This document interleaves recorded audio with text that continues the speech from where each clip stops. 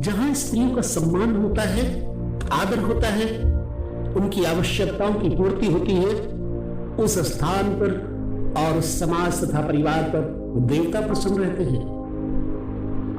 इसलिए कहा गया है, यत्र नार्यस्तु पूज्यन्ते रमन्ते तत्र देवता, यत्रैतास्तु न पूज्यन्ते तत्र सर्वाः क्रियाः फला। अर्थात जहां पर इनका अपमान होता है स्त्रियों का, वहां पर समस्त क्रियाएं विफल हो जाती हैं, व्यर्थ हो जाती हैं। इसलिए ये पूरी प्रकृति परमात्मा की है, अतः भगवान से भिन्न कुछ भी नहीं है। ईश्वर यदि पुरुष है तो प्रकृति है स्त्री, ईश्वर नारायण है तो स्त्री नारायणी है, भगवान है तो स्त्री भगवती है। यदि कृष्ण पूर्ण है तो राधा के बिना अपूर्ण है। राधा ना होती तो श्याम कैसे कहा जाता राधा के बिना? यदि श्याम कहा जाए तो आधा श्याम हो जाएगा। तो राम से राधा में से रा निकाल दिया जाए तो आधा श्याम हो जाएगा। इसी तरह से सीता के बिना राम नहीं, और यदि राम से सीता का शब्द निकल जाए तो राम थोड़ा शुष्क हो जाते हैं। हालांकि राम की यहां पर निंदा नहीं है, नाम का प्रभाव तो है, परंतु यदि उसमें सौंदर्य घोलता है तो प्रकृति का अंश, परमात्मा का अंश, प्रकृति क्या है? परमात्मा का ही अंश है।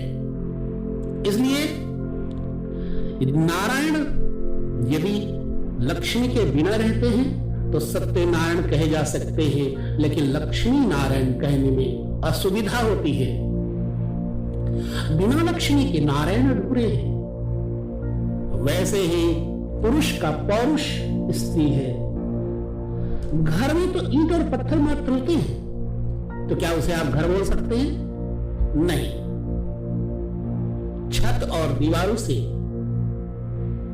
घर कह सकते हो, लेकिन यदि उसमें गृहिणी नहीं है तो वह घर घर नहीं होता। इसलिए मेरे मित्रों, घर की संज्ञा अगर दी जाए तो गलत होगा जब तक कि वहां गृहिणी न हो। यदि किसी पुरुष के पीछे महानता है, दुनिया में जितने भी पुरुष महान बने हैं उनके पीछे अगर आप देखेंगे तो यदि उनके पीछे महानता है तो उसके पीछे कोई स्त्री का हाथ अवश्य होगा। अर्थात सुहर संस्कारी स्त्री अवश्य होगी उसके पीछे। इसलिए जीवन स्त्री के बगैर शुष्क और नीरस रहता है। अक्सर देखने में आता है कि जब किसी के साथ कोई स्त्री जुड़ जाती है तो वो स्त्री लग जाता है उसके पीछे। श्रीमान, श्रीमती कहने का अभिप्राय है कि स्त्री हो या पुरुष परमात्मा से भिन्न नहीं है। लेकिन पुरुष यदि सर्वस्व अपने स्वयं को मान ले तो ये गलत है। स्त्री के बिना पुरुष का संकल्प विफल हो जाता है। यदि संकल्प पुरुष करता है तो स्त्री शक्ति बनकर के सामने आ जाती है, उसी को स्त्री कहा जाता है। हमारे देश का नाम भारत माता है, न कि भारत पिता। यही है ना? आप देखिए, अमेरिका माता नहीं कहा जाता, कनाडा माता नहीं कहा जाता, थाईलैंड, चीन माता नहीं कहा जाता। किसी देश अथवा संप्रदाय, समुदाय की निंदा करने का मेरा अभिप्राय नहीं है। यहां संस्कार की स्तुति है। इसलिए स्त्रियों में सदैव लक्ष्मी का रूप देखना चाहिए। जहां पर स्त्री का सम्मान नहीं होता, निश्चित बात है उस स्थान पे